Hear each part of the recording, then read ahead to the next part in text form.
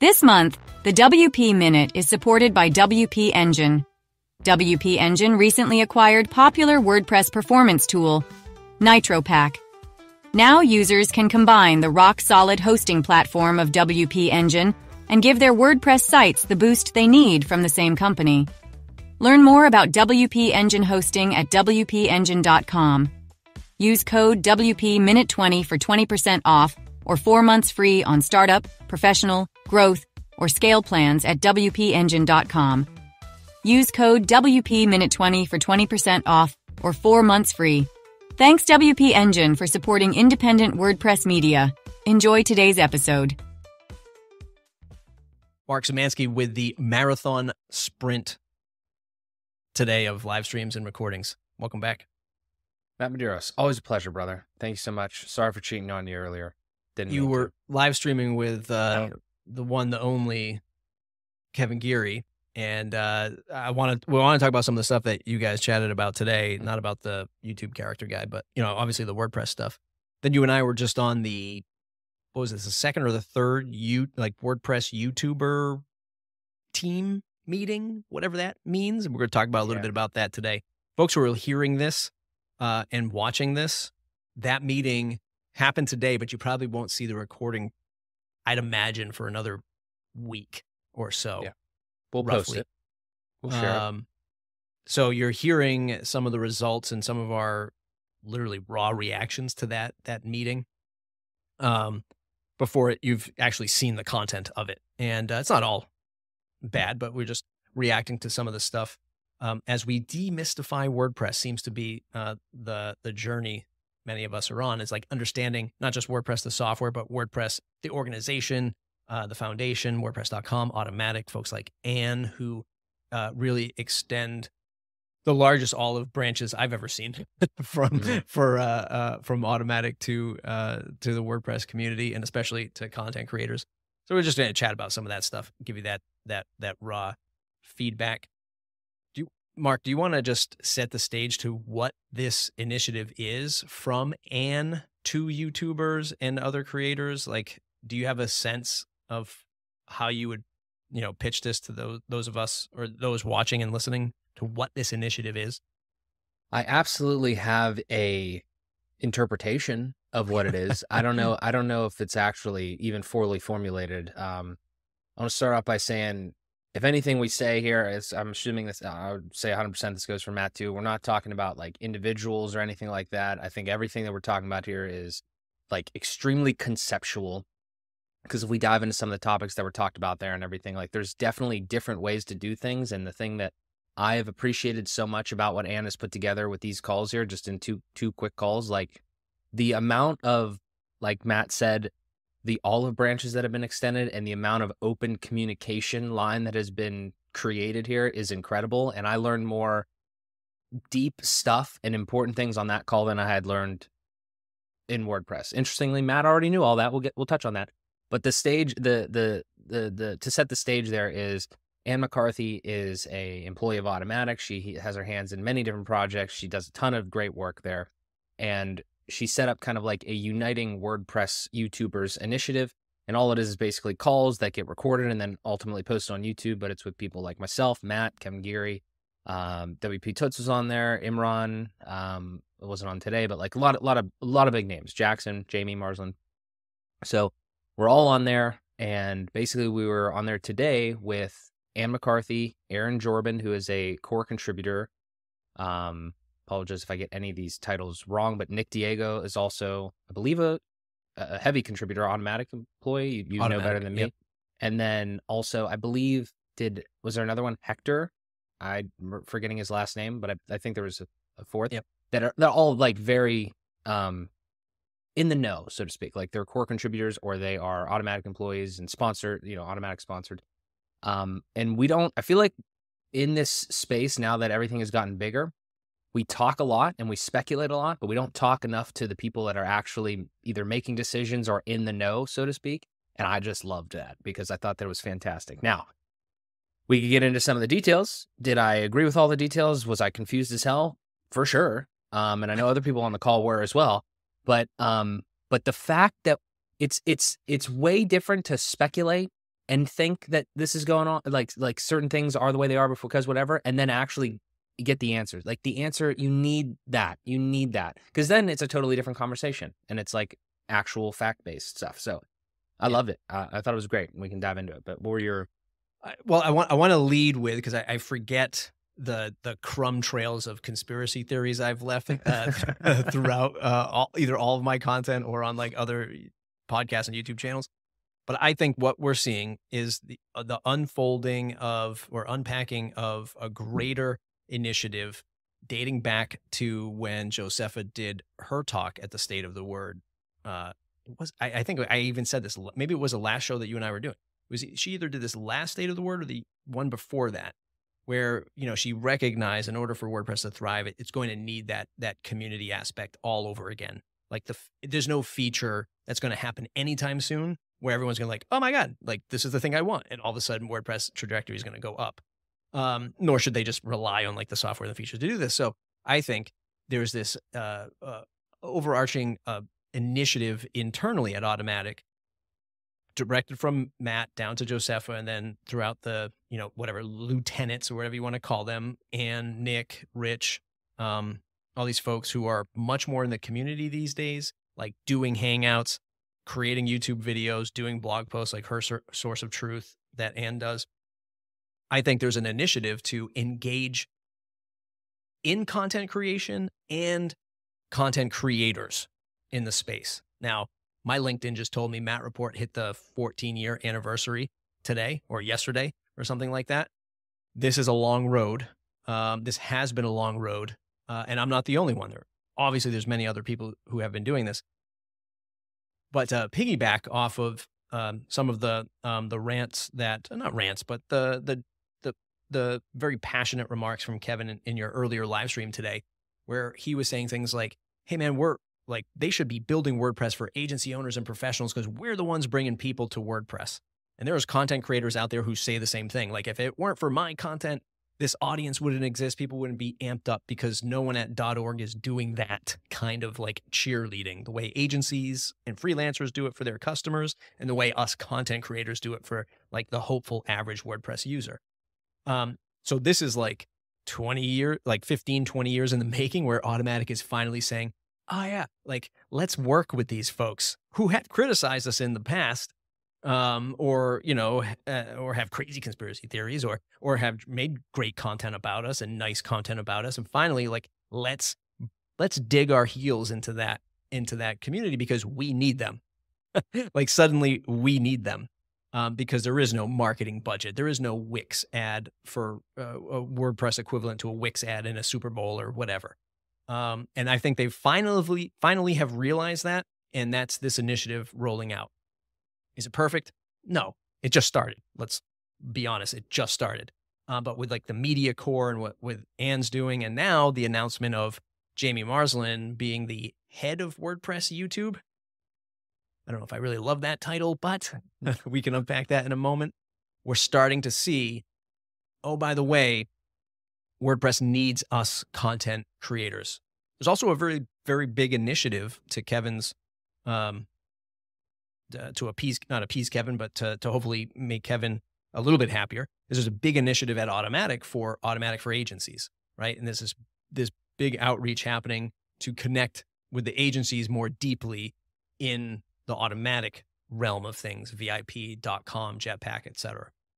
So it's like, yeah, man, we've been wanting this connection from Automattic for years, and we're starting to see the start of these dominoes starting, to fall. Which, hey, it's great, but I will be also on the sideline saying, like I've done for my entire professional WordPress career, is I will keep you at arm's length and understand like what you're after, so that I'm not going all in and I'm getting the rug pulled out from under me, and that I'm not, just giving up all kinds of, resources for something that is ultimately benefiting literal YouTube channels of other folks. So that's where we're at. That's how a lot of this stuff is playing out, at least from my perspective. And I think the call went well with the lineup that we had today. Really wish there was more time. And this is just like the human issues when you have like 15 people on a call. And I was gonna make a joke, like the title of this episode should be, "Can I just jump in a minute?" Because that's what it was. As everybody had like these great thoughts and stuff for the questions. Really wish Aaron would have been able to expand more for the folks on the call how the whole apparatus works. That's why I brought in one of my questions about, hey, can you explain like Track versus GitHub and why we're there and how we ended up there? So the idea behind this call, I think, was to inform YouTubers on how the apparatus works so that we could sort of pass that knowledge down to our own audience is what I was getting out of that call. Okay. Yeah. A lot there.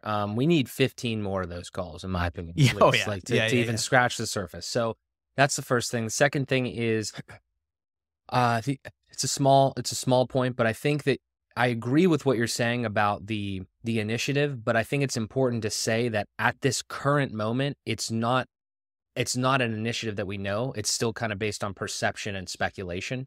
It's not like, we should have asked, quite frankly, and we will on the next one. Like, we should just ask, like, Ann, is there a concerted effort to do XYZ? Like, we're kind of seeing, like, is it, because I think like we could be seeing something and it's like, actually, no way. We're just throwing shit against the wall. Like, everybody is doing something that looks like it's all tied together, but not at all. That could be a possibility. I'm not 100% sure. So it'd be great to get some clarity on that, because that is a good thing, because then that might tell us some things and we might be able to, like, help accordingly, contribute or whatever. So, I mean, if we kind of dive into the call from the top down, I thought, again, it was incredibly insightful and incredibly interesting. I thought the minds and the questions that we had on the call, and you guys can watch it, we'll link it up or whenever, when it's live, and I'll share it out on mine. I'm sure Matt will as well. I thought it was really good in all of that sense. That was extremely eye-opening. It was extremely interesting. But if I could summarize, like, what the overall call taught me, was just like, I am like kind of shocked at because all of the things that people have been saying, like, why don't we do this? That is not at all what, like, apparently the core team of WordPress thinks WordPress should be.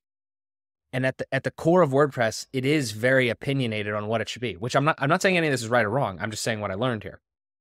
We bring up the philosophy page, which we should show, like, just type in WordPress philosophy or whatever. And like, I didn't read it in full, but like, it got brought up and we were talking about it. And that is not like, I didn't even understand, like, the concepts came up about, like, WordPress being obviously a blogging platform before, and now it still kind of is. And there's a sentiment that every website on WordPress should still kind of be a blog, so to speak, to at least the point that it's still kind of the main concern, even though, like, the words blog are no longer there. We talked about, like, everything that everybody comes up about the CMS, like the CMS should be better. And the sentiment that I got there was that they, like, the core team kind of does agree, but at the same time, it's more just a base, like, platform for people to grow off of, which, again, I could see some reasons to say that. But the main thing that I would say is that from the people that I know on that call, the questions that were asked, is that the way that the core team of WordPress, whoever is, like, making those decisions, those opinion, like, literally the sentiment, the opinion of the core team is so far different than most people that I associate with in the WordPress space.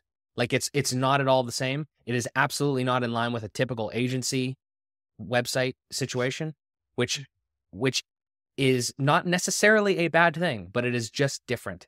And that is extremely eye-opening to hear that directly rather than it being speculated. Yeah. And I know that I messaged you during the thing. I was like, are you learning in this call? Are your eyes being opened, or did you already know this? And you said, nope, I knew it already. And I'm like, that's crazy, because, like, I'm learning. And I think a lot of other people learned on that call too. And it was just like, I don't know how it happened, but maybe it's because, like, the core of WordPress, the actual, the marketing, so to speak, that is or is not existing in WordPress is not opinionated, but the philosophy is opinionated. So then what has happened over time is that creators have interpreted WordPress and used it in a certain way, and then they give off the vision of WordPress, but it's not actually in line with the philosophy of WordPress. Right. Which is interesting, to say the least. And yeah, it's 20 years of, a messy room. It's just like the whole philosophy thing. Like, I've known Aaron, for my entirety of being in WordPress. So in like this philosophy, and I have it pulled up right here, and I'm not going to read the whole thing, but it'll be linked up in the show notes. Just go to wordpress.org/about/philosophy. The out of the box, great software should work with little configuration and setup. WordPress is designed to get you up and running fully functional in no longer than 5 minutes. That was like the famous 5-minute installer from decades ago. Designed for the majority, decisions, not options, clean, lean, and mean, striving for simplicity, deadlines, not arbitrary, and the vocal minority, and then our Bill of Rights, which are the 4 freedoms of open source. Check that out if you've never seen it before. And maybe this is why, and maybe I was explaining it to you wrong early on, because I remember when like you and I first met, we were talking about all these things, WordPress, and we still do it today. And I say, that's why, because WordPress is not a product like this. WordPress is not a product that's being designed the way that you think it's being designed. Nuances, like everything else, yes, Automattic, largest contributor, et cetera, but, and maybe it's because I've already forgotten, this is the messy room thing, like I've already forgotten so much about like where it started and like the philosophy and like all of these things. So there's that. Like, so I was like, maybe I was explaining it to you wrong. Like, this is why it's not a product. This is why you can't, when we first met, this is why you can't wrap your head around it, because it's not a Bricks or an Elementor where they're like, okay, yeah, here's the roadmap. Give me your feedback and we'll just do this, because it just doesn't exist like that. And there's the benevolent dictator of Mullenweg, and any open source project like this, like a Drupal with Dries Butart, and Linus from the Linux kernel, which ours Linux. There's that level of dictatorship, benevolent dictatorship, where Matt Mullenweg has crafted this idea, and it has spawned many different iterations over the last 20 years, right? He is still the visionary behind this. And then there's like the core committing, team that is sort of executing, but still against the backdrop of like this philosophy. I also don't disagree with it being a blog first platform, but go ahead, you react to that, and we can talk about the blog thing. I mean, I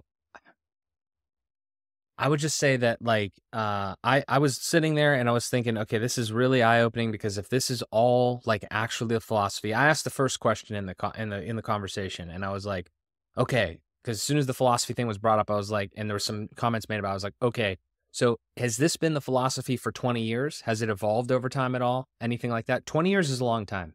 And like, I don't care how visionary you are in 20 years, because Matt Mullenweg has done an incredible job, and he's done amazing things. I'm not discounting anything WordPress. However, times do change, and needs change, and just the world changes, and software absolutely changes. So I'm wondering, like, did the 20 years ago, did this philosophy, like, as it's changed a little bit, and it was mentioned that some things were amended or whatever, like, do we still agree that that is like the actual best of all that? But as I say that, when I say, do we agree? I guess that doesn't matter, because I'm actually really confused on that. And I think that I'm understanding it now, but I still don't have an answer for it. I still don't have a full, so let me try to explain this. Like, we have Aaron Jorbin, incredible dude's done so much for the project, as I understand, and everything. He is kind of representing the core, what is the core contributors, core committers, core team, core contributors. You said core contributors. So are we saying that the core contributors are the ones that actually create the opinions of the software? That's right? It's fair to say that?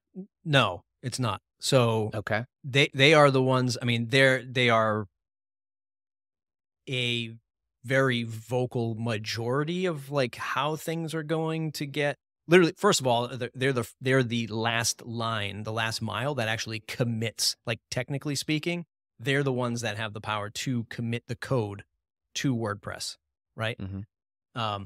Our friend of the show, Brian Cords, great developer, but they're not just going to, oh yeah, take your code and throw it in there. It still has to be obviously vetted through the chain. And then the last line of literal defense of like who can get code into this thing that impacts millions and millions of sites are these people.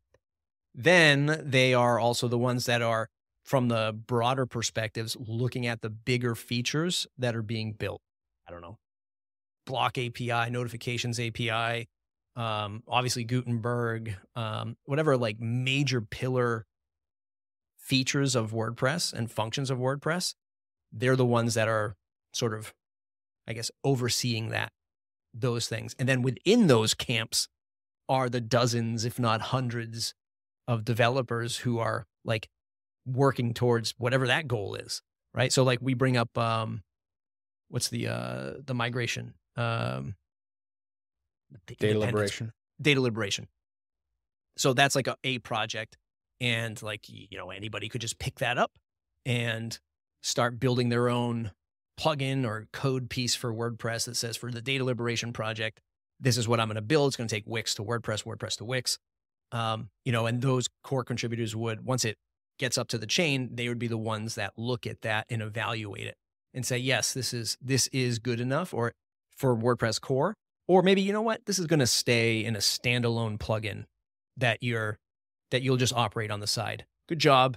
You run it as a plugin, you maintain it as a plugin, but it's not reaching into core right now. You know, and again, Mullenweg still the one sort of painting the big picture for all of us. And then the core team are the ones that kind of look at that and go, okay, this is what you want to execute. We're the team behind that. And then we'll advocate for the rest. I gotta stop.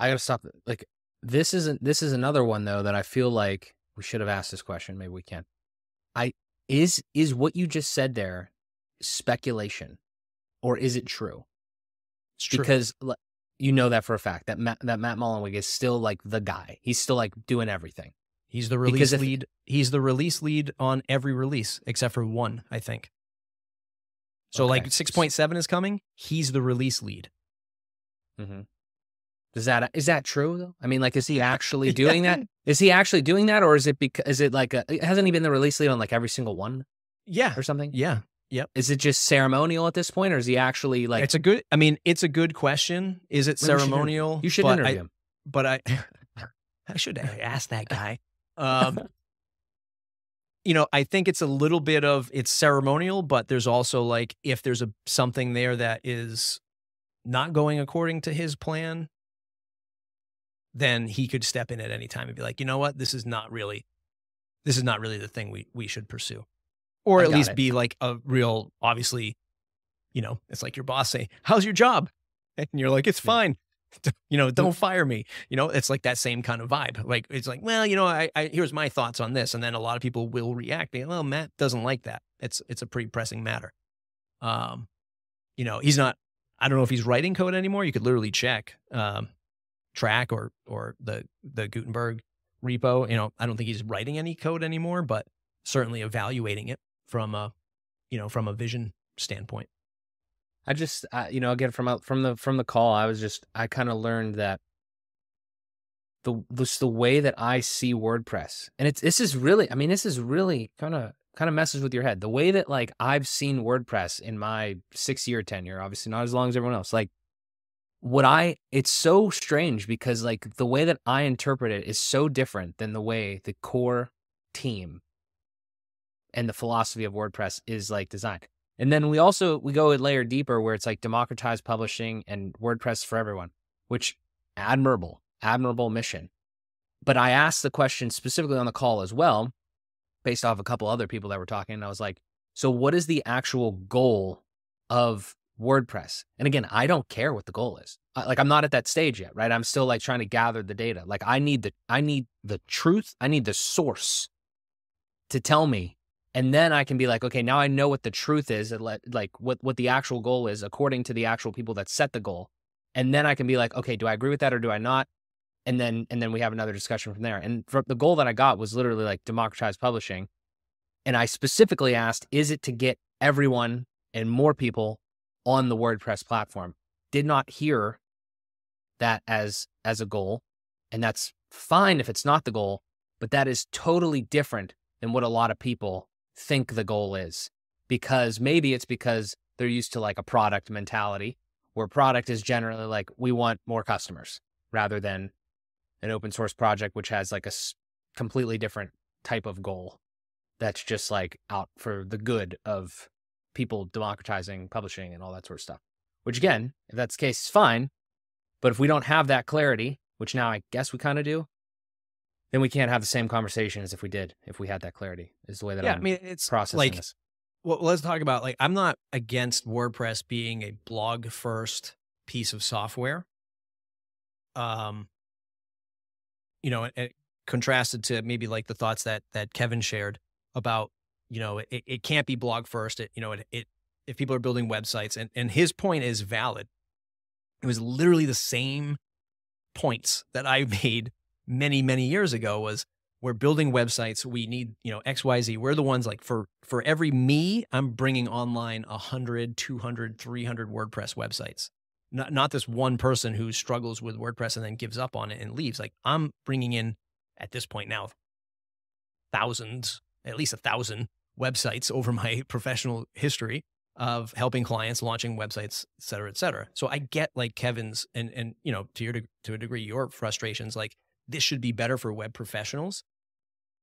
Putting that aside for a moment, I think from the human level, from a societal level, having a piece of software that you can install for free and start publishing your words to the internet is much more important, in my opinion, right? It is literally the anti-social network where you can have your own website, your own domain name, and publish your words, your thoughts for whatever, art, hobby.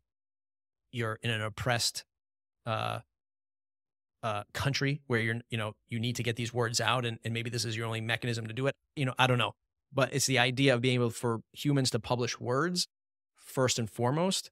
I'm still 100% around that, which is why I always sort of push back on you and I say, I don't need core WordPress to compete with bricks, because that just takes the eye off the ball of, like, the freedom of publishing words for humanity. And by the way, because it's open source, the third-party market system will win. That's the beauty of this chaos that we have, is that bricks can step in and say, you know what, we're going to do it better. And for the website, for the professionals out there, let us serve you. And I think that's a perfect balance, because publishing words first is much more important to me. For my sons to learn how to publish and get their stories out and get their words out, not TikTok and, Facebook and all this other crap. Like, start with your lineage of thoughts and expression with your own website. That's what I want to see for the entire world. And I think that's what Matt wants to see with the entire world. That's why you'll never see, I say never, but that's why you don't see, like, oh, we're competing pound for pound with Bricks and Elementor, and we're going to get the shadow box in there. It's not going to happen. I mean, maybe it will eventually, but that's why it's not like that same product versus product feel. Yeah. I mean, I see where you're coming with all that. I mean, the one thing I would say is, again, in there, conversation kind of moved to somehow, I can't really remember exactly, to like slightly a page builder thing. And Anne said that her ideal world was where the page builders extend and build a top core, which I understand where that is. But to me, the way I interpret that is that the current page builders, like, don't fit into that mold. Now, I'm not trying to put words in Anne's mouth. I said it on the call, like, I'm not saying that she's saying that they're not going to be able to be in there, page builders gonna be outlawed or some shit. That's not what I'm saying. But what I am saying is, like, that is absolutely different than what I've heard in, like, kind of speculation type land, so to speak, of page builders, like, we whatever. And also, to your point, like, I'm still confused on the whole, like, blogging thing and the platform of the core of the platform You know, the concept of the CMS type stuff came up with advanced custom fields and those types of things. And I mean, again, if it's the philosophy of it, then you really just have three choices. You got to deal with it, you got to move away from it, or I guess maybe you can influence it, but the third one's pretty hard. So I don't know. I mean, it sounds like, I don't know. I feel the democratized publishing thing, but I think the way people normally are going to take that is like, do they think most websites, and it got brought up in the call, it's like, it kind of sounds like that's alluding to like most websites are blogs, which that's not really the exact point that's being made there.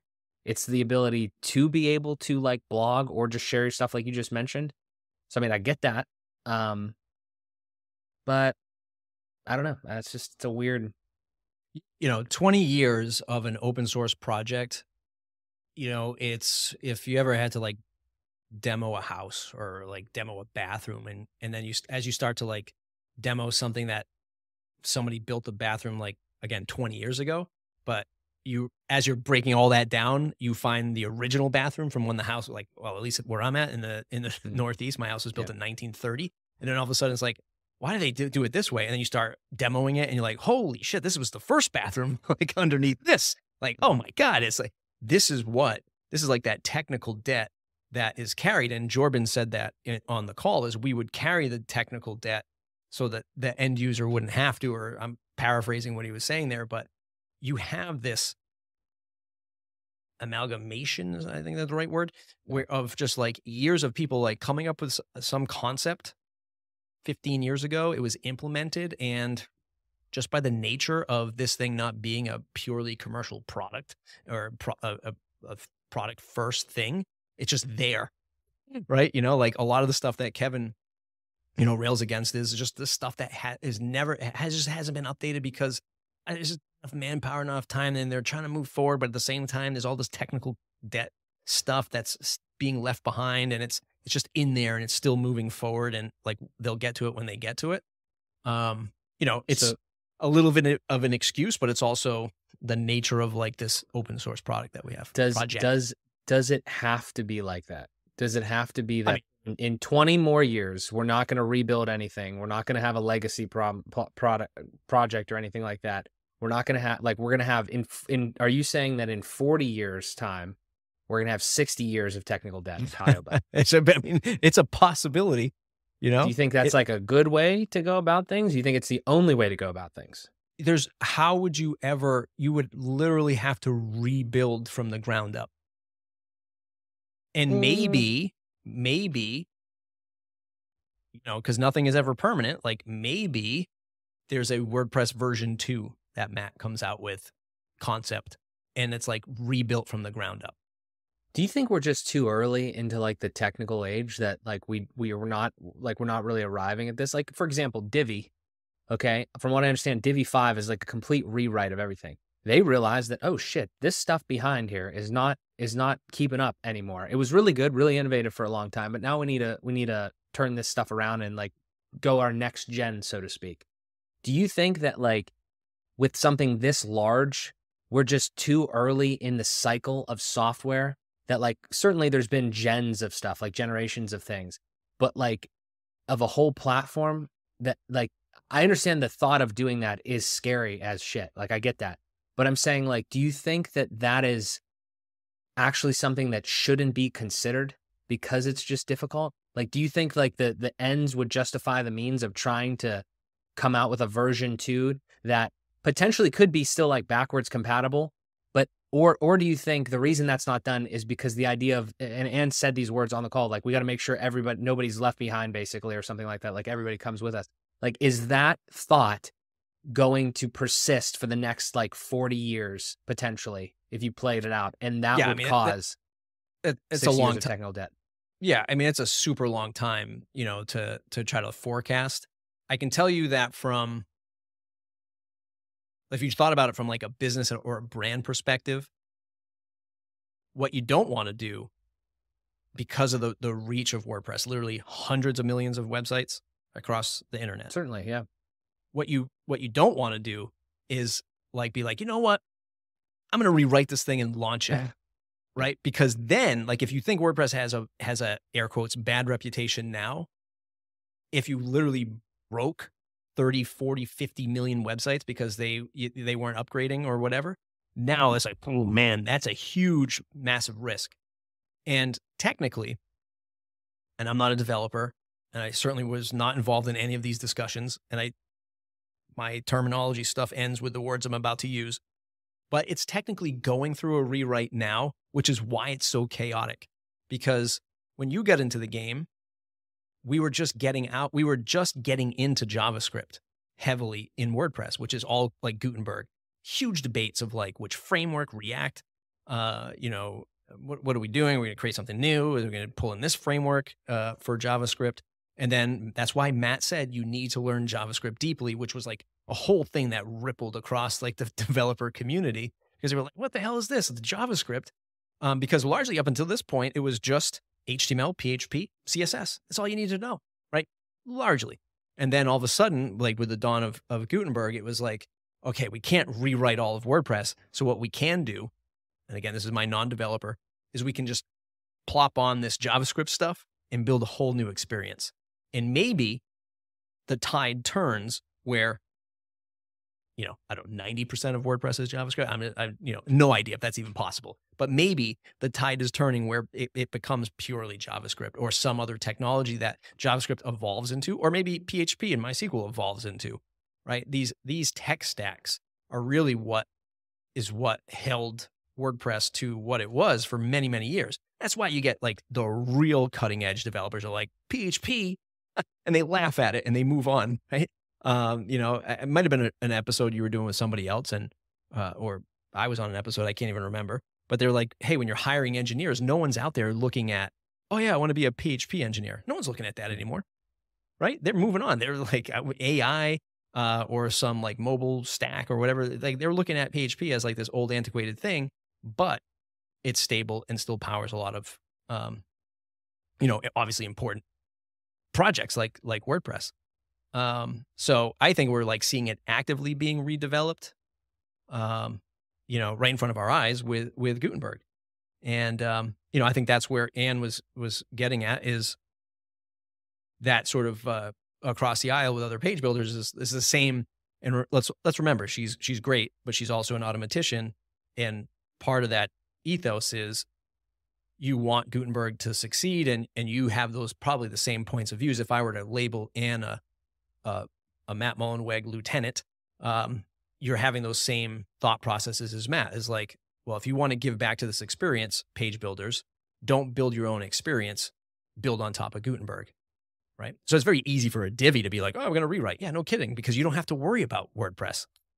The whole like user registration system, post pages, custom fields, it's handed to you, and then you build on top of it. So, it's easy for these third-party tools to rewrite and have those, change their experience all around or their efficiencies around. But they're also taking advantage of the core of WordPress. I think I don't know how deep I want to go into this. Like, I feel like I need to like study like 16 other open source projects to see how they work, but I would not do anything else if I did that, because it would take so much time. Like, I'm just I feel like still a lot of people, a lot of the speculation or the gripes still come from, and these calls have been fantastic at communicating more of it, but I still feel that there's still a lot of demystifying that we still need to do with like how Automattic and WordPress are.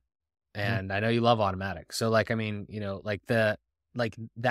that part of it to me is there's just such a weird, it's not really like a conflict of interest because it's all trying to go the same way, but it's just a weird situation where I'm just still not clear on it. And without the clarity, I feel like I can't have a good opinion on it, or can't even like diagnose like what I think about parts of it, because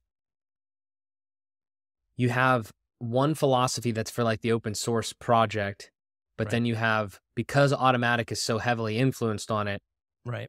There's got to be pieces of that are slightly construed in a way. I I don't know how to exactly formulate it right now. It's just No, it's but weird. even 20-year veterans haven't, right? And this is that sort of shared, it's like that shared chaos and opportunity, right? So I think I made an example to you once, like you can go out to lunch, and if you go out to lunch and you talk about your business, you can swipe your business credit card, right? Loosely. And if you don't, then it's like, oh, like, or maybe you pay for your golf, right? But you brought a client out with you, so you can pay for this great golf round. But if you're just going out, you're going to the local muni, and you're just saying, I'm not paying. It's not going on the company, but I'm certainly not paying top dollar for it. Matt and Automattic. So the biggest issue, and this is what everybody just has to openly understand and admit, is Matt is the biggest variable who sits on both sides of this. And you simply just have to like understand that it is confusing, because he does run Automattic, and he started the WordPress Foundation, and he started WordPress, open source WordPress. He loves WordPress. It has grown so large that he realized that there's an opportunity here to keep it surviving and thriving. He needed a commercial entity, and that's where Automattic was born. You just have to fast forward 20 years and did he ever realize it'd be worth billions? Probably not. Did we all know how the tech landscape was going to evolve, and values and what the value of a tech company would be years on? Did he know he's going to get $180 million from Salesforce? No. And all the other millions of dollars invested into Automattic as a privately held company? No. But this is where we're at.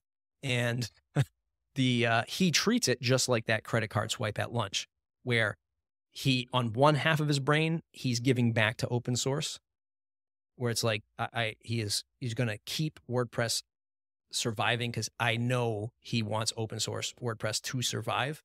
And then he'll just have his commercial side where he will eventually say, the best thing here, the best thing for WordPress is over here at WordPress.com or Jetpack or Automattic. And that's how he has to straddle that line. That's why it is confusing. It's like, I think a lot of veterans understand that, and we're just like, hey, we're still benefiting regardless. Like, we're done looking for the answer because literally the answer is right in front of us. It's just not really talked about or cleanly talked about. But we've seen it. We've seen all of the examples. And I think that I think I said this in the last episode we recorded, like, we got to be careful what you wish for, because if people are like, we need something better, faster, then it's going to be, would it be a brand new version of WordPress straight from Automattic? How would you like that? Like, how would the world react to that if all of a sudden he was building a better, faster WordPress at Automattic, but you had to pay $5 for it? Right? I know you've said that before, but I'm kind of confused on that example, because like, I don't know, because a lot of people give pressure. This is why he snapped in the past, and that's why he like sabbatical. And in my opinion, he's getting a little bit more defeated on the social pressure, having seen him evolve over the many years. Because I think a lot of people keep demanding things, and I'm being like hypothetical, obviously, but Automattic needs to make money. It needs to survive, or there's going to be more investors and more pressure from him on the investor side. So he has to make money. That's what WordPress.com is. That's what VIP is. That's what Jetpack is. Those are the means, and some other products. Those are the biggest means of him making money. But eventually, it's like, can he make enough money to have Automattic survive that way? Or, with all of this pressure, people are like, you need a better WordPress. It sucks. It needs to compete with all these things. Okay, maybe he builds it and he sells it from Automattic. How would we feel?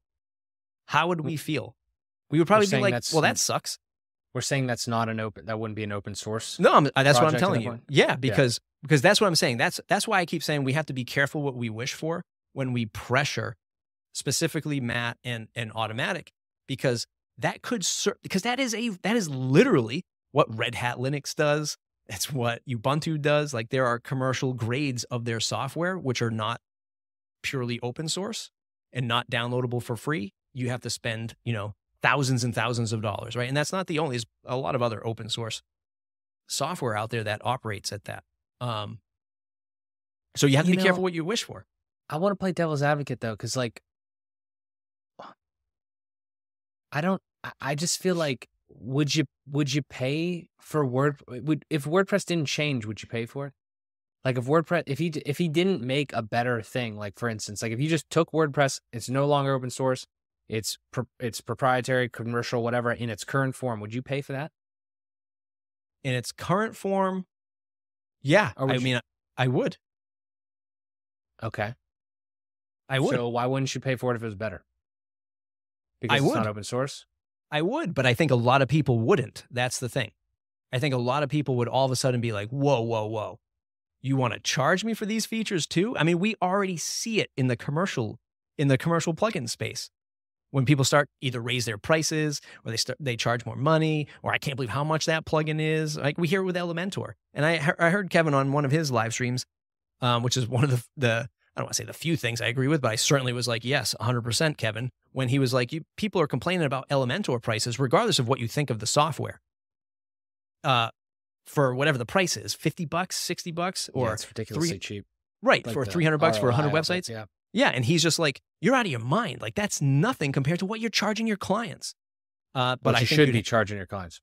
Or what you should be charging your clients. So yeah, I mean, I think that there's a world where you will could see, where you go to work, like WordPress.org is the best experiences to download WordPress powered by Jetpack from WordPress.com as the big banner that you click on, and you get this premium experience that you paid $5 for, or maybe it just gets associated to a hosting account at WordPress.com.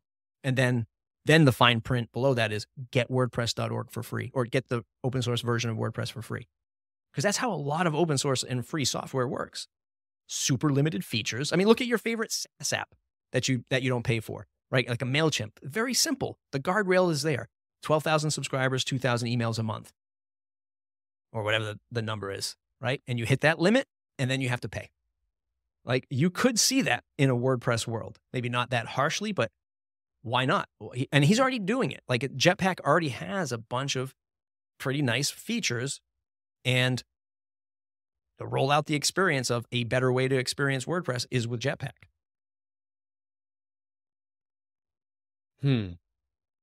So I mean, okay. That's not on the table. I'm just saying, like, when we pressure him a lot, like, you don't know what's going to happen as him as an individual. He's so impactful on this software and this community that he could just make a decision to be like, you know what? For profitability to keep Automattic going in defense of WordPress.org open source, I need another revenue stream. And now $5 a website, or $1 a website, you know? I think you need to talk to him, or somebody needs to talk to him. And you see it with real questions. With a Kismet, right? Which is one of their products, which is the spam protection. It's like you are either using it on a free site and you say it's free, non-commercial website, but if you're doing a bunch of traffic, they get notified. And they look at your website, is this a commercial thing? You need to pay for a Kismet. And I actually just saw a blog post, someone, it might have been on my Mastodon account, where they got notified by Jetpack that they were running free stats on a commercial site, and their stats got shut down. Or Jetpack reached out and said, you have to pay for the stats if you want to continue to use this. It's a business model. So are we in favor of that? Are we not in favor of that? No, I'm just giving out an example of what could happen, because and I guess what I'm trying to illustrate is, it's like we have a good thing, in my opinion, and like constantly beating it up for like another feature, or to like compete with a Wix or a Webflow is not the right discussion, in my opinion. Just my opinion. Yeah, I mean, I don't know. Do you how do you feel about the sentiment of, are you worried at all about like the future of WordPress? We probably talked about this before, but yeah, no, I mean, I'm not worried about it like Kevin is worried about it, but I'm not in the agency space anymore. But I am obviously at Gravity Forms, and there's nothing like indicating to me that that WordPress still isn't a great choice. for all the reasons is literally the third party ecosystem. Like the third party ecosystem is still there. Like Gravity Forms is still there. Page builders are still doing their thing. Countless other. Can I stop you for a second though? Yeah. Like, is that, I'm not going to use the word business model, but how, if you were looking at something and a thing, okay, a platform, and the first thing that you bring up is the third party add-ons, the ecosystem of that third party, surely that's heavily weighted. But is that not in and of itself like a slight concern? That's like one of the first things you bring up and the first things that come to mind? That like the actual... Well, I was skipping the open source part of WordPress, but that's the primary. Certainly that's like absolutely, I mean, that's number one. Yeah. But I don't know. I mean, and okay, well, let because me what's ask the you, alternative? well, there's a ton of alternatives, but it's not like we're not, the problem with this stuff is we're all in it and none of us are having a conversation. It's like we all ask these questions and we talk about these things, right? We feel we're on the platform. We feel it's the best option. Right. You know, like short of knowing what's the best option, we're like 99% there. Like we're not moving. Sure. We're in it. But like it's the conversation isn't even about us. It's about the 7 other billion people. Like, I mean, less than that or whatever, but like the 7 other billion people that aren't in this stuff that we're not talking to all the time. And then like I was talking to Kevin today, like on the live stream, it's like, that's the question is like, are those people, how do we like tell those people and how do we communicate to those people that like this, you could do everything here. Like you could do it all here if you wanted to, because it's that robust, it's that versatile, but they're not seeing it because I use this example. I've said it in the live stream today. I talked to my buddy on the golf course. I'm like, yeah, you know, I make content on the WordPress land. He's like, WordPress? I thought that was dead. I'm like, oh, you know what Wix is though, don't you? He's like, oh yeah, 100%. I see it all the time. So like, I mean, I know it's not marketable in that sense of like marketing dollars and stuff like that, but I don't know, is there an answer for that? Is it even worth being concerned about? Does it end up leading to a situation that's like a death by 1,000 cuts type thing where it's not just, obviously Webflow isn't going to spring up tomorrow and take 50% of the share, but I don't know. I mean, I think if it were that bad, you would have way more people going to these other platforms.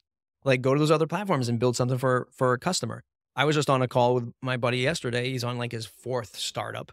None of them have been home runs yet, but he's trying to build a SaaS-based business for enterprise, like medical and enterprise payments and messaging. And he's like, oh, check out my pricing page I'm building. He's building it in Wix, right? And that's fine, man. It's like whatever. Like if that's what you're using.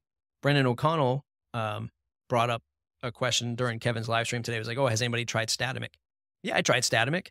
It's cool. It's like cool to have like this static website builder, and you're like, oh yeah, all of a sudden you're like, this is great. Like I build it and it's super fast, and hey, it's got this cool editor. But then you're like, I need a form, or like, like I want to put my logo in and change the header and the navigation, and instantly you will appreciate the chaos that you have, even with full site editing, to be like, holy shit, I can't even edit my navigation in this thing without opening up a text editor. I got another one for you. Okay. Yeah. I got another one for you.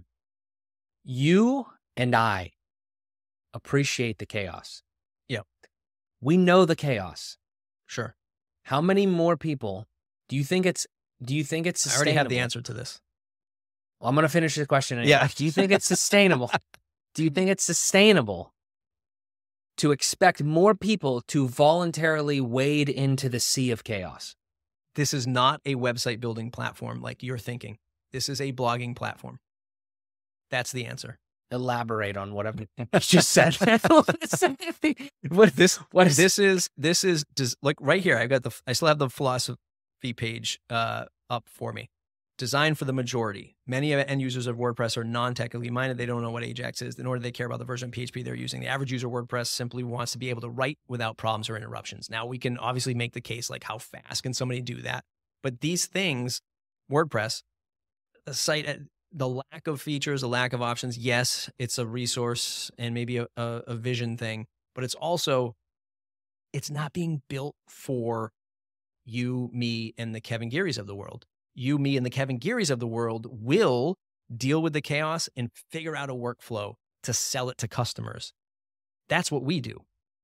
This WordPress core itself is made for the person to start a website, start a blog without any costs besides your hosting.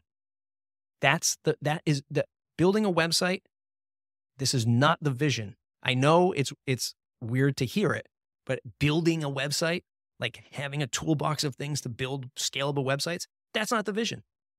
Democratize publishing. That's what it is. Yeah, you got a page and a post, but and users, because hey, you might have a buddy who also wants to write sports articles, or you might have a community of people who are trying to tell the world that their water's being poisoned by some corporation. That's what this is for. It's for publishing those words, whether it's entertainment or humanity impacting events. That's what it is. It's not about building a website. We're building nice little features like Full Site Editor and Gutenberg to make that experience better. And sure, does Matt want to compete with Wix? Yeah. But the essence is about publishing and democratizing publishing. That's the answer. It's never going to be about you and me and Kevin and my friends and your friends. Okay. I mean, if that's the case, I mean, I'd like to hear that again. That's my opinion, but that's my opinion. That's of your watching interpretation. This for the last, over the last 15 years. I would love to hear that directly, but I mean, I don't disagree with what you're saying. I do think that's still, we got to make the clarification that is an interpretation, but it's logically founded. So I would love to have you ask him that, or somebody ask him that. I don't know. I'll ask him. I don't give a shit. But like, I mean, really, you just go back the last 3 or 4 years of WordCamps, not WordCamp, sorry, State of the Words, right? Those are largely all recorded. I mean, those State of the Words, which by the way, I got invited to as part of the media core. Can't go because I can't drop like $18,000 to go to Japan. Come on, dude, just look in your couch cushions. But you just got to go back and watch those moments in time of the way that Matt is presenting and packaging WordPress. Those are your answers. Yeah, I mean, I guess it checks out. I don't know if it's like, I feel like it's kind of a shame that that's not at all what I've ever heard. It's kind of been like co-opted, not in a malicious way, but just like because of the nature of it and how it's been extended, we're extremely fortunate, but it's not at all. It's so weird. If you all went to Wix or Squarespace, you would be rattling the same cages that you're doing in WordPress, I'd imagine. Yeah, but no, I mean, I'm not saying you think it's got the complete package. You're going to go there and it's going to do everything you want it to do. It doesn't. But I'm trying to formulate this. It doesn't have that. But what is the goal of those platforms? Those are website builders, pure and okay. So like that's my slight weirdness to this, is that I'm investing my time, energy, whatever. I'm not saying I'm changing. I'm just saying like that's the fundamental that's the fundamental mind fuck with like people when they talk about this, is that we have a goal. I mean, the literal reason that you would critique WordPress for any reason is that you don't agree with like the goal or the vision or the feature or whatever the hell you're talking about, right? And it's like the problem is that the goal of WordPress is not the same goal as XYZ that is critiquing it. Like again, we're talking about Kevin a lot because the live stream was today and it's been a whirlwind. I mean, in that thing, he said to me directly, people like not anyone can build a website, period. And I slightly pushed back on him. I was like, wait a second. Are you saying that you don't want anyone building websites? Right, are you saying you don't think anybody can build websites? Or are you saying that not everyone can build a professional website? Because that's a very big distinction right there. Right. And it's a larger conversation. And I'm of the opinion that like, I think everyone should have a website. I think you should probably get professional like assistance if you're trying to do other things. We can have a bigger conversation there. But at the core of that is really what you are interpreting to me, and what we pretty much know now, is the messaging of WordPress and the actual goal of it is that anyone can have, we'll say, a blog, right? Anyone should be able to make a blog, which is admirable. That's great goal. But the problem is that being the goal of this platform, and then us, I say us as in just like anybody that's building websites professionally or anybody like has that mindset of that, is not really the same thing, because it kind of, it just doesn't mesh perfectly. There's some overlap, but then there's not enough there is a lot of overlap, but then it doesn't end up funneling down to the point where it's like, oh, we're just going to is a blogging platform at the very core of it. Anybody can build a blog. Anybody can democratize publishing. It's not an actual website builder. And then we look across the fence here and we see these other ones that are like, oh, they are doing exactly. They're listening to us, people like us. They're doing exactly that. Now there's a lot of other pros and cons, like everything in life, but they're actually listening to people like us. And that's where what ends up happening if that plays out like that? Do you have any sort of an exodus? Probably not, because you could still do whatever, I guess, over here. But do you have some sort of an exodus where WordPress is for anyone, right? So it's like, oh, that's great. I can start up a blog for free and everything like that. I'm going to contradict everything I just said there. I'm going to kick it back to you. Do you think that even still happens? Do you think that there's a large swath of people in 2024 that find out about WordPress? I have a real strong opinion just from my interpretation on this. Do you think there's a large swath of people in 2024 that are, oh, I want a blog, I'm going to start with WordPress? This is the actual root of the problem, though. I don't think that actually occurs, and I don't have any numbers, but we know, according to sources, I don't know, we should get better data, that the number of WordPress websites being created is going down. So if it's for everybody, but not everyone's using it, because are we not still having an issue here? I mean, I don't know. I saw those reports, and I can neither confirm nor deny if WordPress is going down, and at what level, falling through the floor, or just losing a few feathers here and there. We should also say that, again, we're in the mindset of web designers, tech people, so we see it differently. We're actually selling these services to customers, so we have those strong opinions. And we're in the US, so there's much more, capitalism behind this.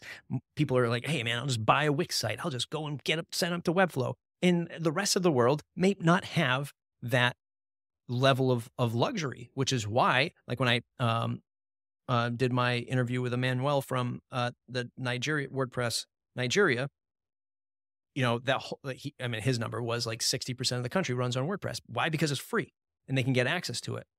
It's also important to know that there's different levels of where people can come in and out of WordPress. So it's you could go and start your Wix blog, but then you're like, yeah, you know what? I don't really want to pay for this anymore or whatever. And I'll switch to something that's, a Bluehost account for $3 a month. And I just want to have this little blog. I just want to get some poetry out. That's what I want to do. So you switch to WordPress. And WordPress is also that simplicity of starting with a blog. A lot of people laugh it off, but I think it's very important, because if one day you're like, I want to start a blog or a website, you have this open source tool, this free tool that you can just learn with. I don't have to pay for this.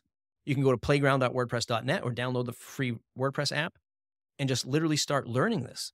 Whether you're 8 years old or 80 years old, this is to me, again, this is just my own opinion. My love of the software is because you can unpack it, learn it. And that's just what's a domain? You have to put yourself back in the real infancy stage of somebody wants to start a blog. They learn what a domain is. That's step one of the internet. How do I register a domain? What's this hosting thing? This is what WordPress is. Oh, WordPress is this app that runs on my hosting account. There's a database. I may not understand it, but there's a database and there's files. And somebody's starting to slowly learn technology and software and how the web works. And that's a big thing, versus just go to Wix and it's just oh, it's all right here. Click, buy it. I don't know what the fuck. I don't know what it's running. I mean, I think it's an enabler to so many different paths of life WordPress is. I know I'm getting a little romantic about it, but that's literally how I learned the web, was unpacking. It wasn't WordPress, but it was PHP Nuke, and then it was Drupal, and then it was WordPress. But the idea is all this open source software and Linux to how to run a server with Apache. Learned it all by reading a book, a physical book that I bought at Barnes & Noble's on how to put all this stuff together, right? So it was that open source software that was allowed me to learn and enhance, my skill set and do the fun stuff like publish, build websites. So it's something that is you can't discount and just be like, just this blog thing. It is a lot more than that. I'm laughing at my next question. Okay, Go so all makes sense. It's all checking out. Hey, you'd think I defend WordPress so much, I'd be the head of WordPress YouTube. Do we have a mind link going on? Is there we've been talking way too much. We've been sending way too many voice memos. Yeah. Don't steal my questions out of my mouth before I said, okay, so I have a I got to prime the question though. Do you think that WordPress as a platform, on a scale of 1 to 10, 10 being really good, 1 being terrible, how do you feel that it ranks on gaining new users in general, but I'm more so talking like next gen users, like younger gen? Yeah. And I know you put out this poll and we could just stay on high level here, but what do you think there? Yeah, no, that is a legit concern. Okay. It's a legit concern because of more so on the younger side, I think. Well, it's the younger crowd who are developing and finding interest in WordPress, the community, and WordPress as software. And then there's the younger crowd who actually are users, end users, and why they should use this. You have social media, who's just consuming content. Again, why it's important that WordPress focuses on being a publishing platform, because the reckoning of social media, I believe, is still yet to happen. So very important that you can have an app that you can quickly install and start quickly publishing content on the web, not wrapped in a social walled garden behind an algorithm. On the technical side, why isn't there adoption? PHP, JavaScript, HTML, nobody wants it, right? They want more advanced stuff. We do have that issue. We do have that issue of getting new people on. But, I'm not a statistician, but I think, if we're this big, does that inertia continue do we continue to grow when we're this big already? And what would happen if we really shrunk? Would things really change? I don't know. That's what I got. Obviously, what I'm about to say is kind of like a gross generalization, but I feel like you have a crazy optimistic outlook on people. It's the way that I interpret what you just said is that you think that somehow, and maybe this is true, I'm just saying, but what I'm interpreting is you think that somehow people are going to be more willing to spin up hosting or even just go to WordPress.com and start a blog than they are to go onto TikTok, Instagram, Medium. Do you actually think that that's the direction we're going to swing back that way? I think eventually I think eventually somebody gets savvy to the fact that their content is all disappearing on social media. If you're talking about just hey, it's gonna be a content creator. I mean, I don't disagree with you. I don't disagree with you, obviously, but I'm here with you. You know what I mean? Yeah. I don't, that's an interesting question. It's a side topic, but okay. So I was priming that with the sense of if you do think that that's a legit concern and you are at all concerned about the fact that next gen and new users and stuff like that, I feel like we would both agree that YouTube is at least a very prime watering hole that we need to capitalize on, so to speak. Yep. Right. Mm-hmm. So do you think you could go as deep or as shallow as you want with this question, but do you think what do you think, Jamie, as the head of WordPress YouTube now, or anybody in that space, what do you think needs to happen there?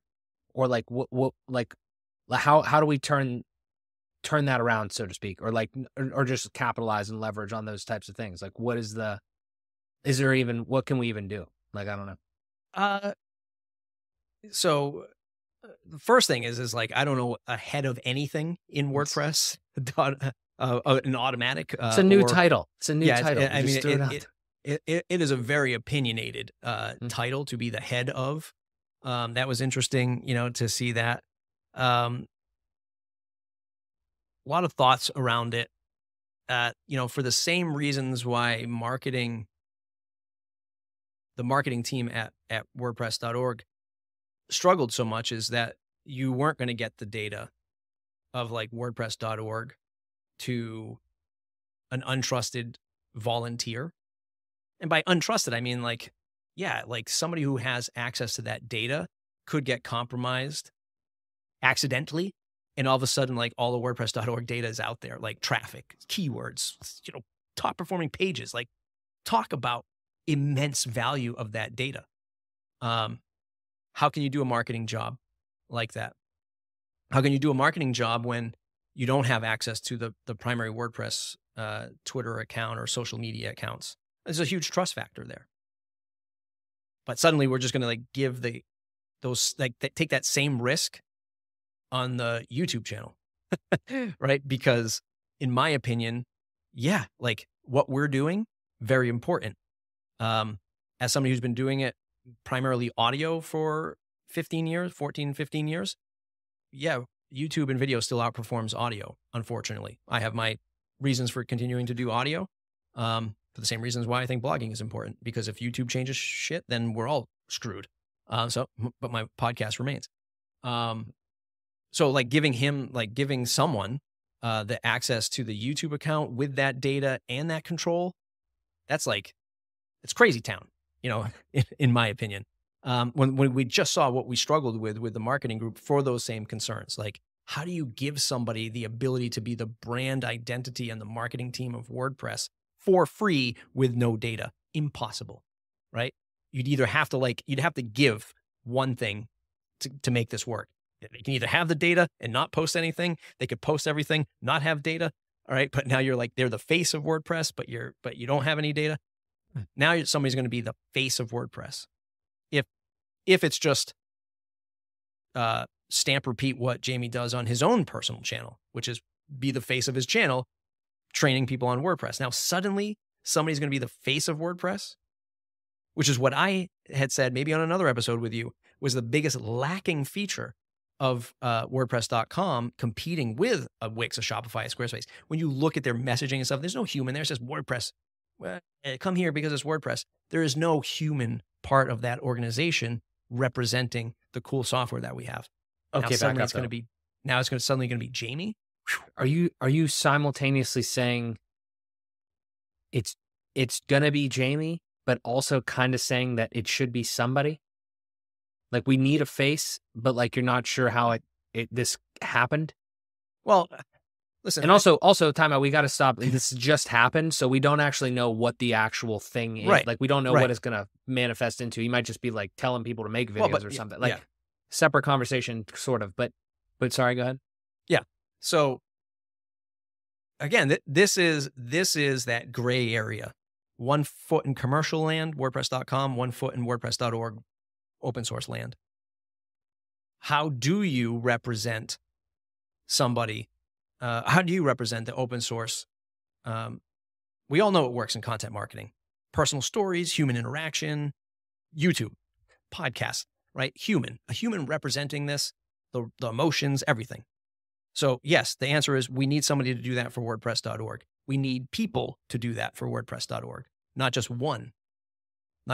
We need many people across the community to represent that. That's why I think what Anne's doing, the Olive Branch, the Media Core, taking podcasters, bloggers, YouTubers, newsletter people, getting them together, as long as they're sharing our content and it's this reciprocal effect, then it makes sense to me.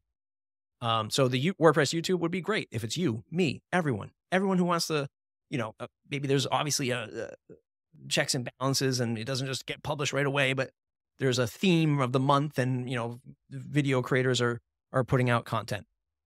Because to just give it to one person is a deep-rooted issue across a lot of the stuff in open source WordPress. I remember I was telling you this in Slack when Yoast became the head of marketing for WordPress.org, and they were like, what the hell? Why Yoast? He has a plugin. This is when he was still running it. And people are like, whoa, whoa, whoa. What's happening here? Like, this guy's going to be, the head of it. And now you're going to bring somebody on to be the head of YouTube while he still gets a YouTube channel. Am I jealous? Of course. I'm competitive, right? In YouTube land, we're all hoping our channels grow and we can, gain an audience. But for somebody who also is getting paid to do it on WordPress.com and now on WordPress.org, now you're getting double FaceTime across the WordPress brand, and you can still have your own YouTube channel that you've monetized and grow an audience. I mean, massive brand recognition to one individual in the 0 to 1,000 really quick. It's just one person. Then you look at community, WordPress community. This isn't the first time this has happened, but it's like, was there a job opening for that? Or was it like Jamie at WordPress.com saying, hey, I did some cool videos over here, or Matt said you did some cool videos over here. How about you do that for WordPress.org? Would I do the same thing as him? 100%. I jump on it too. So that's something that like correct me because I don't have the thing pulled up. Is it .org? Is there 2 YouTube channels? Yes, it's .com and .org. So this is for .org? Yes, but he's also doing stuff for .com. Gotcha. Okay. So, but my thing is like, regardless of like Jamie, let's slightly take that out for a second, like him, like how was that? And maybe I should have asked this on the call, but I don't know if we were talking to the right people specifically on the call. How does that decision even get made though? Like you're saying, like, like I don't know. That's a question, if it wasn't open or whatever, but like, I'm not of the mind that like you have a different opinion on it because you have a better understanding of like how the open source side of everything has worked, should work, everything like that. I'm still fully formulating it. So from like an actual like business perspective or just like an opportunity perspective, like I congratulate him. Like, I don't know if he asked, I don't know if he was whatever happened there. That's cool. But at the same time though, it is weird because, and I mean, this was said on the call, like it's kind of like uncharted. It's like an uncharted area of like content, first like sponsoring content, so to speak, or like having somebody like be like the head of the content specifically on YouTube. So like I expect them to kind of make some mistakes, but I would hope that because it's the open source leg of it, that there would you can't even make that argument though. You can't make that argument. You're figuring it out you can't make that argument. No, you can't. Right. You can't. I'm learning because you don't get any fucking say in what happens in WordPress. You don't get any say in what happens in the content. Right. I'm actually lost now. I literally am lost. Here's another example from like themes and plugins. You can't sell themes and plugins directly through your theme or plugin if you're distributing it through WordPress.org. In other words, if you made a plugin, put it on WordPress, just like Elementor is free. There's no buy now. You can't have a buy now button inside of Elementor and just boom, instantly you've bought the license of Elementor. You have to do the little ads and stuff like that, which we've talked about, or I've had Elementor on the channel before talking about like the ads and the nags for AI and all this stuff. So you can do that. There's that gray area of like, you can have little call to actions, little or big. You decide on how much you want to annoy your users. You can't have like that direct monetization.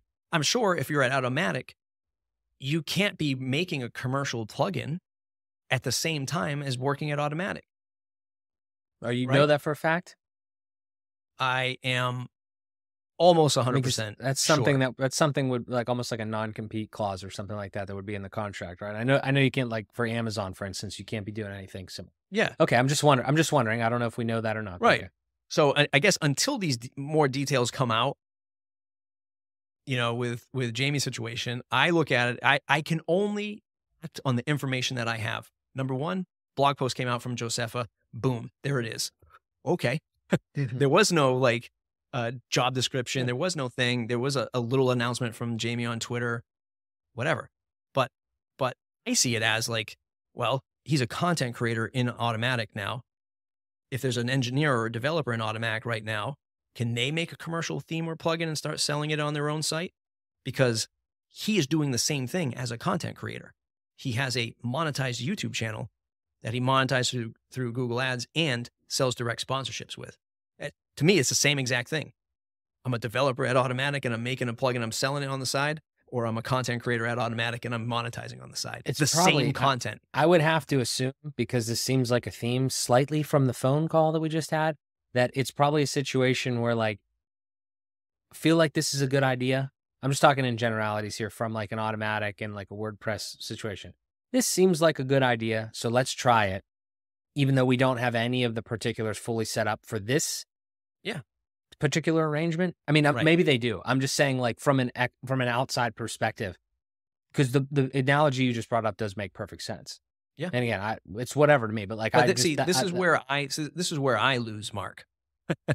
So don't agree with anything I say, because you don't want to dig the same grave I've dug, which is to be hypercritical about unfair decision-making, right? Or non-transparent decision-making, right? Because I've made a career of it. And this is why I'm not included on on stuff critical to the core of WordPress, because I constantly criticize. And but I'm doing it because it should be open, right? I was doing this when I was selling themes and plugins. I was doing it when I had my agency. I'm doing it when I have my podcast, when I have my newsletter, now when I have my YouTube channel. It's the same thing. Why can't everyone be in the little news widget on the WordPress dashboard?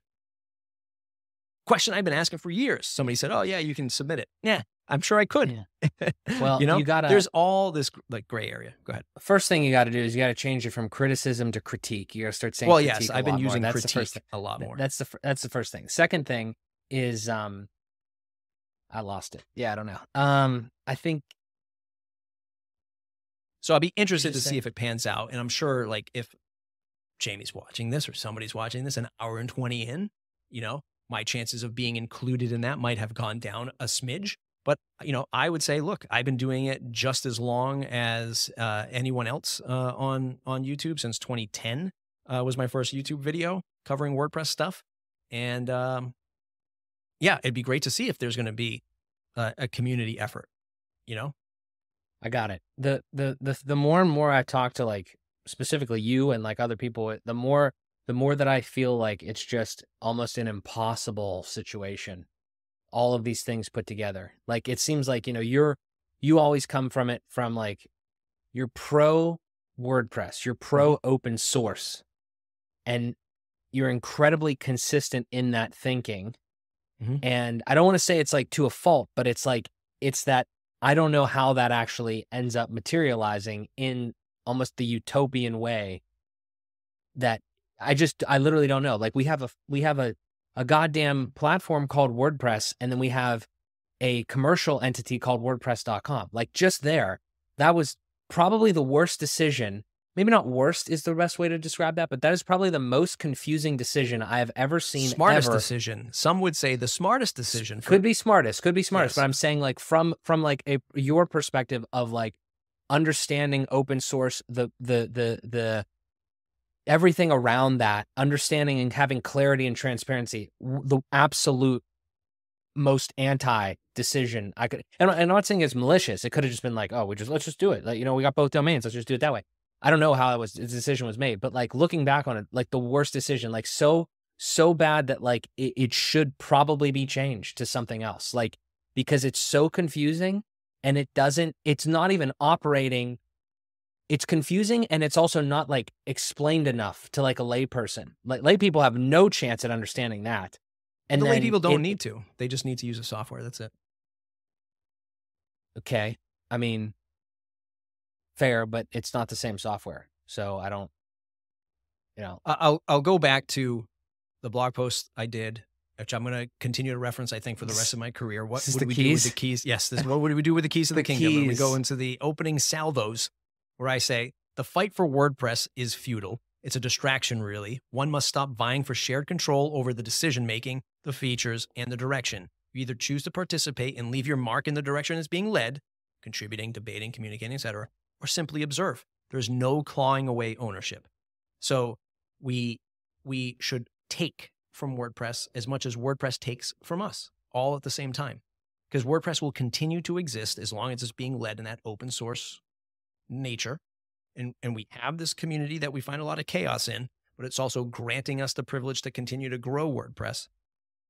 Take from it, give back to it, and we all carry on. Couldn't have summed it up better if I tried. Fuck it. I mean, that's my approach, which is why, like, because I was also, I had the same emotions, KG, to take your line, that KG had when I started getting into themes and plugins. And then I did it again when I was like, why doesn't my agency get the opportunity? I mean, there was a time where you couldn't be a VIP partner unless you were paying in $100,000 to VIP to be a partner. And I was like, why? We have the same capable people. And it was all, I've seen it. This is a rinse repeat episode for me. Has it gotten any better? No. Oh shit, that's not no. good. No, it has. It has because largely WordPress has gotten better since then. I mean, vastly better. The community has changed, obviously, but the software has gotten better, and third-party software has gotten better, in my opinion. We're learning a lot. Well, you're not learning anything. You already knew all this. I'm learning a lot, so I'm excited. No, I mean, it is great to like relive all this. And what it is teaching me is something that I try to employ in a lot of stuff in my life, is to not forget the fundamentals, and like going back and reliving these things and being like, oh yeah, this is why. Because how are we going to get new people in if like we're forgetting all the stuff that, that we've learned over time, like the philosophy and like all this stuff. Like it is good to relive that so that as new people come on board, we can point to that and say, this is the essence of why we're here.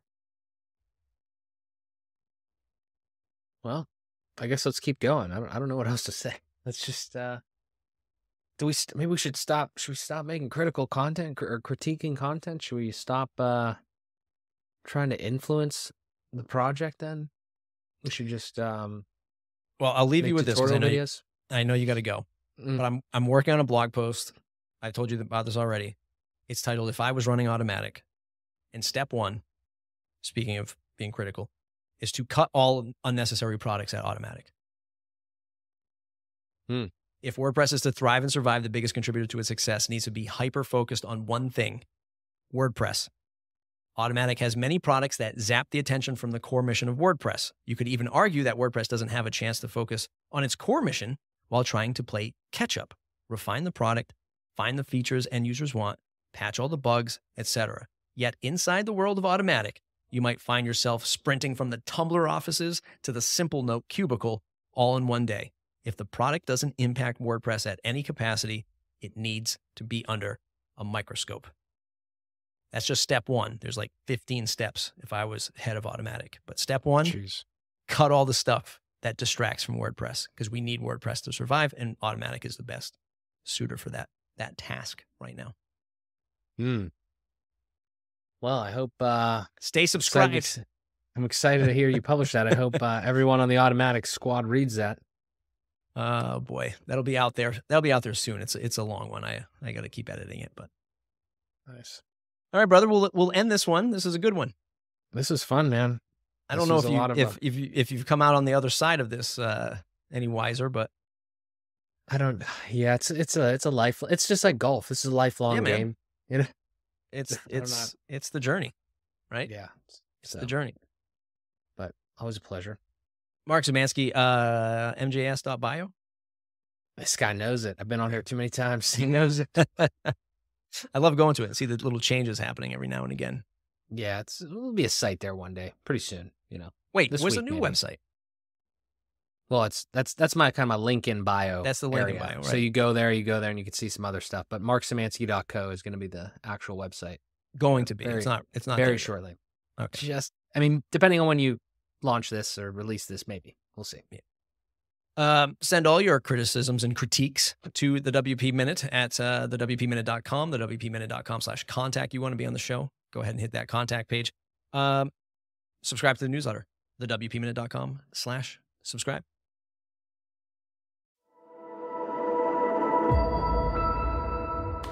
This episode of the WP Minute is brought to you by OmniSend. Do you sell stuff online? Then you need to meet OmniSend, the powerful yet refreshingly intuitive email and SMS tool that helps you make $73 for every dollar spent.